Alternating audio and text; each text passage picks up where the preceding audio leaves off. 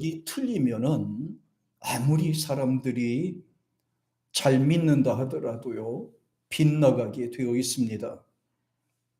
그러나 비록 초라하지만은 목적이 분명하면은 그는 그 길을 향해서 가게 됩니다. 그래서 목적을 바로 정하는 것이 굉장히 중요합니다. 우리는 천국을 목적으로 하고 하나님을 대상으로 하고 십자가를 목표 삼아서 앞으로만 나가는 것입니다. 그 앞에는 그 누구도 필요 없습니다. 사람이 필요 없어요. 우리의 대상은 하나님이고 우리가 갈 곳은 천국이고 바라봐야 되는 것은 예수님 십자가이기 때문입니다. 오로지 우리가 가야 되는 목표를 딱 정해놓고 가게 되면 그 어떤 환경에 어떤 고난이 온다 하더라도 흔들리지 않는 겁니다. 내가 신분이 낮았거나 신분이 높거나 잘 살거나 못 살거나 잘났거나 못났거나 그런 것이 중요한 것이 아닙니다. 내가 목적을 어떻게 두고 사는가, 그것이 중요한 것이고, 내가 십자가를 바라보면서 가는 것, 그것이 중요한 것이고, 내가 아버지 은혜 가운데 사는 것, 그것이 중요한 겁니다. 그래, 하나님이 주시는 것 우리가 받아먹고 하나님이 주시는 은혜대로 살고 하나님이 주시는 말씀을 의지하면서 걸어가는 것입니다. 세상이 우리를 핍박하거나 유혹하거나 아무리 여러 가지 방법으로 우리를 넘기려고 해도 우리는 흔들릴 수가 없어요. 왜? 목적이 분명하니까. 그런데 목적이 분명하지 않고 대상이 분명하지 않고 바라보는 표대가 분명하지 않으면 사람들은 방황하게 되는 것입니다. 흔들리게 되는 것입니다. 네, 시험에 들었다 어렵다 힘들다 하는 것은 바로 목적이 분명치 않기 때문에 그래요. 목적이 분명한 사람들은 고난이 와도 흔들리지 않습니다. 우리가 읽은 내용을 보면 예수님께서 굉장히 야단치시는 내용이 나오죠. 바리새인과 서기관들을 향하여 위선자라고 표현을 받을 정도로. 그러면서 예수님께서는 사람의 유전과 하나님의 계명을 대조시켜서 말씀을 해요. 너희가 사람이 만든 유전을 계명을 더 따를 것이냐, 하나님의 말씀과 계명을 더 따를 것인가, 이렇게 말씀을 하셨어요. 무엇이 더 중요한가를 생각해 보라는 것입니다. 하나님의 일이 더 중요한 것이냐, 사람의 일이 더 중요한 것인가, 이것을 한번 바라보라는 거예요. 어떤 일을 해야 복이 되느냐, 그것도 한번 생각해 보라는 거예요. 하나님의 일을 하면 하나님의 복을 받지만은 사람을 종이 돼서 쫓아가게 되면 그것은 복이 안 된다는 거예요. 그러므로 어떤 것이 우리에게 유익이 되고 복이 되는 것인지를 주님께서는 우리에게 확연하게 비교해서 말씀을 하시는 거예요. 하나님과 세상 그리고 종교가 어떤 것 중에 생명을 살릴 수가 있겠는가 하는 것이지요. 인간의 일이냐, 복이 되는 일이냐, 또 생명이 되는 일이냐, 이 부분에 대해서 주님은 분명히 말씀하세요. 예수님은 당대 성경학자가 되는 서기관들과 제사장들을 또 귀족들처럼 대접받는 레위인들까지도 모두 한꺼번에 몰아서 위선자라고 말하는 겁니다. 그들이 믿는 목적이 틀렸기 때문에, 그들이 바라보는 목적이 표대가 틀렸기 때문에, 그들이 믿는 내용 자체가 틀렸으니까요. 하나님 아버지를 믿는다 하면서도 그 속에는 전혀 하나님이 없기 때문에 예수님은 위선자라고 말씀을 한 겁니다. 말하는 것과 행동이 틀리기 때문에 그렇습니다. 겉과 속이 틀리기 때문에 위선자다라고 주님은 말씀을 하셨어요. 교회는 다니지만 거듭나지 못했다면 가식적이 됐을 수밖에 없어요. 하나님을 믿는다 하면서도 하나님을 모른다면 그는 가식자가 될 수밖에 없습니다. 하나님을 의지한다 하면서도 지혜롭지 못한 것은 바로 미련하고 아둔한 것이 될 수밖에 없어요. 서기관들과 종교인들은 그 죄 자체가 하나님보다도 사람을 더 따랐기 때문에 예수님이 그렇게 지적을 한 것 같아요. 하나님의 말씀을 생각하는 게 아니라 사람이 지어낸 말을 더 따르고 우선했다고 하는 거예요. 근데 가만히 보니까요, 서기관들은 성경을 많이 알고 있습니다. 성경학자예요. 다시 말하면 신학자들입니다. 그럼에도 불구하고 하나님을 모르는 거예요. 하나님이 어떤 분인지 모르는 겁니다. 문자적으로만 이해를 했지 그분이 살아계신 하나님이라는 것을 이해를 못한 거예요. 하나님은 살아계신 분입니다. 지금 구하면 응답을 주시는 분이고 우리의 일거수일투족을 주님께서는 보호하시고 함께 하시는 거예요. 그런데 바리새인과 서기관들은 그냥 문자적인 하나님만 믿고 있는 겁니다. 전통적인 하나님만 의지하고 있어요. 그러니까 종교인이 될 수밖에 없다. 저들은 종교인으로만 사는 겁니다. 의식적인 종교인으로만 사는 겁니다. 생명 되신 하나님, 살아계신 하나님께서 우리와 함께 한다는 것을 그들은 이해를 못하는 겁니다. 그래서 저는 종교인이라는 말을 싫어합니다. 기독교인이라는 말보다는 나는 크리스찬이라는 말을 더 좋아해요. 뭐 기독교인이나 크리스찬이나. 왜 기독교인이냐 그러면은 그 기독교인은 중국말로 찌두런이라 그래요. 그러니까 이것은 이제 기독인, 기독교 사람, 예수 사람이 똑같은데 이왕이면은 크리스찬이 낫지 않겠어? 그 말이 맞는데요. 근데 그 말이나 같아요. 사실은 뭐 지두론이나 크리스찬이나 같아요. 그렇지만 내가 딱 봤을 때는 그리스도인이라고 부르는 게 훨씬 좋더라고. 나는 크리스찬입니다. 난 예수 믿는 사람. 기독교인도 마찬가지예요. 예. 근데 왜 그렇게 예수님께서는 바리새인들을 외식자라고 했을까? 왜 외식자라고 했을까? 디모데후서 2장에 보니까 사도 바울이 이렇게 말했어요. 하나님의 집에는 금그릇과 은그릇이 있고 질그릇이 있고 나무그릇이 있다. 이렇게 말씀하셨어요. 한 가지 여러분에게 물어볼게요. 자, 금그릇이 있어서 귀한 것을 담게 될까요? 아니면 질그릇이라도 금을 담으면 어떻게 될까요, 여러분? 자, 예를 들어서 금그릇이 있어요. 굉장히 중요하잖아요. 금그릇에다 쓰레기를 담으면 무슨 그릇이 될까요? 금그릇일까요? 쓰레기 그릇일까요? 쓰레기 그릇이 되는 겁니다. 은그릇인데 여기다가 쓰레기를 담았어요. 그러면 무슨 그릇이다? 쓰레기 그릇이 되는 거예요. 아무리 은이라 해도 거기다 뭐를 담는가에 따라서 달라지거든요. 그럼 저와 여러분은 어떤 그릇이에요? 질그릇이란 말이에요. 자주 깨지고 자주 망가지고 그래서 자주 상처도 받아요. 이게 질그릇의 특징이거든요. 그런데 그 질그릇에다가 쓰레기를 담으면 쓰레기 그릇이 되고 거기다 금을 담으면 금그릇이 되고 은을 담으면 은그릇이 되더라고요. 거기다가 뭐를 담는가에 따라서 그릇의 호칭이 달라지더라는 거죠. 나는 질그릇입니다. 세상적으로 봤을 때는 자랑할 것도 없고 내세울 것도 없는데 내 안에 예수님이 계시니까 나는 금그릇과 같은 존재가 되더라는 거예요. 예수님은 금보다 더하신 분입니다. 생명이시거든요. 근데 그 예수님이 내 안에 계셔요. 그러니까 나는 금그릇이란 말이에요. 난 생명 그릇이란 말이에요. 예수님을 담았으니까. 겉으로 봤을 때 금그릇이 아니라 그 속에 뭐가 담겨 있는가에 따라서 그 사람의 호칭이 달라지는 거예요. 거기 뭔가 호칭이 달라지는 겁니다. 우리 집에도 보면 요만한 컵이 하나가 있습니다. 어느 날 보니까 거기에 뭐 다른 거, 뭐 칫솔도 담겨 있고, 뭐 거기에 숟가락도 담겨 있고, 뭐 거기에 칼도 담겨 있고, 막 그래 이렇게. 그래서 그런가 보다 했지. 나중에 보니까 그거를 싹 빼서 놓고 그걸 깨끗하게 닦았어요. 닦아가지고 이렇게 놨어요.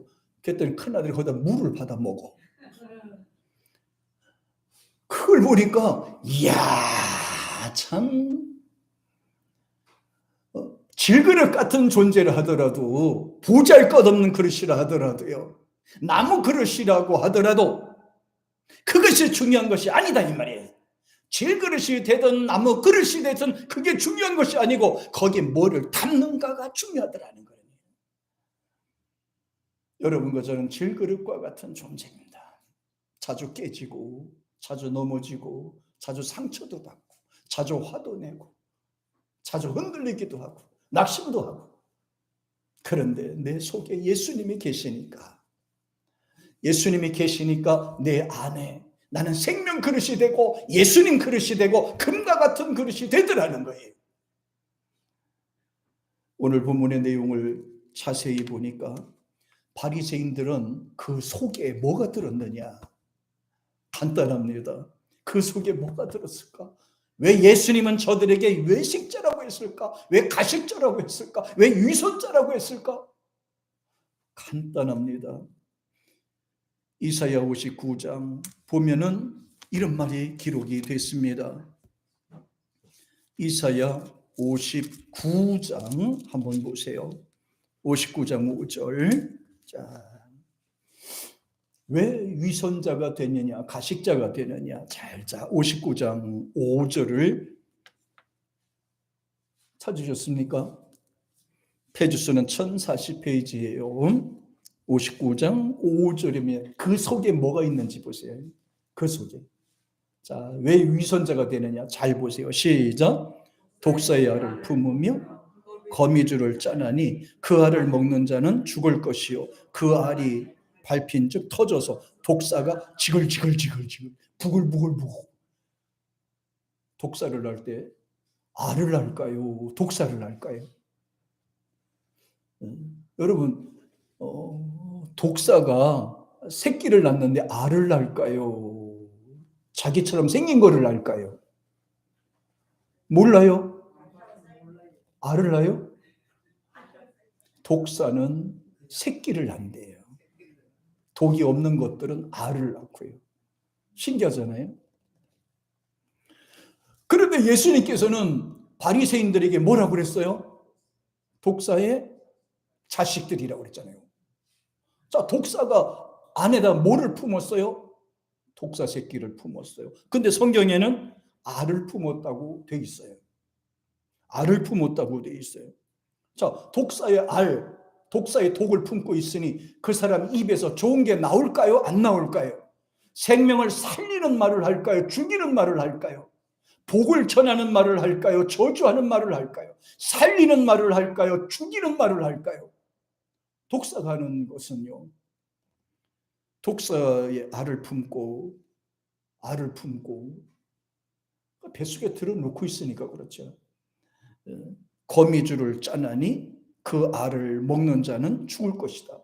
그러니까 바리새인들이 가르치는 그 교훈은 듣는 사람은 죽게 된다는 거예요. 살아나는 역사가 아니라는 거예요. 예수님의 말씀을 들으면 살아나는 역사가 나타나야 되고 하나님의 은혜 가운데 사는 역사가 일어나야 되고 믿음이 자라는 역사가 일어나야 되는 겁니다. 그런데 바리새인들의 말을 듣고 그 신학자들의 말을 듣고 있으니 죽을 수밖에 없다. 엉뚱한 것을 가르치니 죽을 수밖에 없다. 결국은 독사가 나올 것이다. 그래서 독사가 터져 나올 것이다. 그 속에서 독사가 나온다. 독사의 말을 한다. 무섭잖아요. 그래서 마태복음 3장 7절에 보니까 예수님께서 그 바리새인들을 대항해서 아주 무서운 말씀을 하셨어요. 3장 마태복음 3장 7절입니다. 3장 7절입니다. 여기는 이제 세례 요한이 이제 바리새인들을 향해서 야단치는 내용이거든요. 마태복음 3장 7절입니다. 시작. 요한이 많은 바리새인과 사두개인들이 세례 베푸는 데로 오는 것을 보고 이르되 뭐라고요? 독사의 자식들아, 누가 너희를 가르쳐 임박할 진노를 피하라 하느냐? 독사의 자식이라고 그랬잖아요. 독사의 알을 품고 거기서 태어났다는 얘기잖아요. 사실 사탄의 죄 가운데 태어났으면 독사의 자식이 되는 거죠, 그죠? 죄 가운데 태어났으니까. 우리 모든 인간은 태어날 때 죄 가운데 태어나지 의 가운데 태어나는 거 아니거든요. 그래서 예수님을 믿고 거듭나야지 우리가 여기서 벗어날 수 있는 겁니다. 예수님 안에 있어야 돼요. 그러니까 예수님은 똑같은 말씀을 하셨어요. 예수님도 역시 독사의 자식들아, 독사의 자식이라고 주님도 말씀을 하셨어요. 이게 가장 무서운 거예요. 가장 무서운 거예요. 이 부분이 독사의 자식들아. 그러면서 회개에 합당한 열매를 맺고 착각하지 마라. 아브라함이 너의 아버지고 너의 자신이라고 하는 걸 착각하지 마라. 하나님이 너의 아버지라는 걸 착각하지 마라. 속에는 독사를 품고 있으면서 무슨 하나님을 아버지라고 하고 아브라함을 조상이라고 하느냐. 말 같지 않은 소리 그만해라. 세례 요한이 이렇게 얘기하는 거예요. 독사를 품고 독사의 말을 하고 저주하는 말을 하고 죽이는 말을 하고 하나님이 말씀이 아니라 사람이 만든 계명과 유전을 더 지키니 그런 말 하지 말라. 착각하지 말라. 그렇게 말씀을 하셨어요. 자, 독사의 독은 어떠냐면은 마태복음 23장에 보면은 또 이렇게 되어 있습니다. 독사의 독 23장 25절 한번 볼까요? 자, 예수님께서 한탄하시는 부분이에요. 한탄하시는 내용이에요. 23장 25절. 자, 뭐가 들어있는지 한번 살펴보세요. 시작. 화 있을진저 외식하는 서기관들과 바리새인들이여 잔과 대접의 겉은 깨끗하되 그 안에 탐욕과 방탕으로 가득하게 하는도다. 여기 보세요. 그 잔과 대접의 겉은 깨끗한 것처럼 보이지만 그 안에는 탐욕과 방탕으로 가득하게 채워져 있다라고 그랬잖아요. 속에 뭐가 들어있는가에 따라서 그 사람이 말하게 되고 행동하게 되거든요. 선한 말이 가득하면 선한 말을 하게 되고 진리가 채워져 있으면 진리의 말을 하게 돼요. 예수님이 채워져 있으면 예수님 말을 하게 되는 것입니다. 예수님이 없으면 결국은 예수님이 아닌 것을 전하게 되는 것이지요. 바리새인들은 하나님을 믿고 전한다 하면서도 그 속에 독사의 교훈문으로만 채워져 있는 것입니다. 그래 방탕과 탐욕으로 채워져 있다. 그래서 그 뒤에 26절에 보니까 바리새인들 보고 뭐라고 그런지 아세요? 남에게 가르치기 전에 너부터 먼저 가르치라. 시작. 눈먼 바리새인이여 너는 먼저 안을 깨끗하게 하라. 그리하면 겉도 깨끗하리다. 예수님께서 말씀하실 때 겉을 깨끗이 하면 속이 깨끗해진다고 하지 않았었어요. 속이 깨끗해야 겉도 깨끗해진다고 하셨습니다. 속이 하나님의 말씀과 진리 말씀과 계명으로 우리가 듣고 지키는 삶이 있어야 되고 하나님을 생각하고 목적을 분명히 할 때 우리는 비로소 정직하게 살게 되고 진리 가운데 살게 되고 말씀 위주로 살게 되는 것입니다. 예수님이 십자가에 죽으신 이유도 바로 이런 것들을 바로 잡기 위해서인 거예요. 잘못된 교훈과 계명, 잘못된 사고와 사상으로부터 주님께서는 우리를 건져내기 위해서 십자가에 죽으신 겁니다. 그래서 화 있을진저라고 그린 겁니다. 화가 있다는 건 저주가 있을지어다. 다른 말로 말하면 지옥에 들어갈 자다. 사탄의 종이다 이 말입니다. 그러면서 27절에 보니까 이렇게 말씀하세요. 시작. 화 있을진저 외식하는 서기관들과 바리새인들이요 회칠한 무덤 같으니 겉으로는 아름답게 보이나 그 안에는 죽은 사람의 뼈와 모든 더러운 것이 가득하도다. 와, 참 이 사람을 갖고 회칠한 무덤이라고 한다는 게 얼마나 무서워요. 겉은 봤을 때는 멀쩡한데 속은 다 썩은 거로만 채워져요. 그래서 보는 게 전부가 아닌 겁니다. 우리가 보는 게 전부가 아닌 겁니다. 우리가 보는 세상 것이 전부가 아닌 거예요. 전부 세상 것이 전부가 아닌 거예요. 그 속에 뭐가 있는가 그게 중요한 거예요. 그 속에 무엇이 있는가, 어떤 생각을 갖고 있는가, 어떤 믿음이 있는가 그것이 중요한 겁니다. 대표적으로 망한 사람이 아합 왕이죠. 하나님을 믿는 사람이 이방인 여자를 왕비로 들였다가 나라 전체를 망하게 만들었던 하나님의 저주를 받게 만들었던 아합 왕이 아주 실패적이지 아주 그냥 실패작입니다. 그리고 사람들은 항상 이런 생각을 갖고 있어요. 28절에 보니까 이와 같이 너희도 겉으로는 사람에게 옳게 보이되 안으로는 외식과 불법이 가득하도다 그랬어요. 겉으로 사람한테 나타내기 좋아하고 칭찬받기 좋아하고 드러내기 좋아하고 네 속에는 믿음이 없고 하나님이 없도다. 하나님 말씀이 없도다. 진리 말씀이 없도다. 하나님이 없다. 그래서 외식하는 자다. 바른 말이 나올 수가 없잖아요. 바른 말이 나올 수가 없어요. 그러니까 예수님께서 야단치신 거예요. 그래서 마태복음 아까 읽은 것처럼 보니까 속에 나쁜 것들만 꽉 차 있으니까 누가복음 3장 7절에 보니까 이렇게 또 돼 있어요. 요한이 여기도 똑같이 이제 나오는 건데 한 단계 더 업그레이드 돼서 여기서는 나옵니다. 3장 7절에 보니까요. 이렇게 말씀하고 있습니다.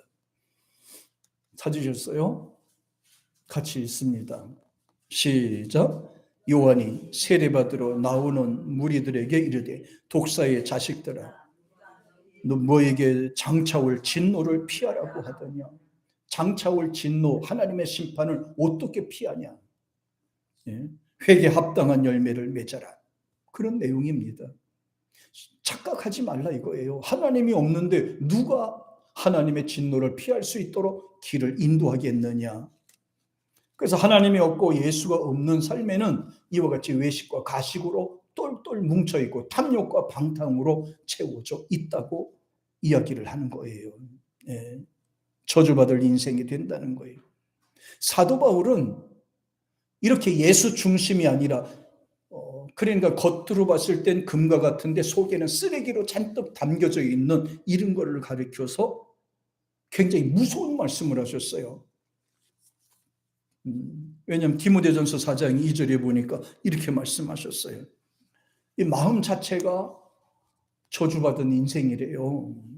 디모데전서 4장 2절에 보니까 하나님 중심이 아니고 예수가 중심이 아닌 상태라면 4장 2절에 이렇게 얘기를 해요.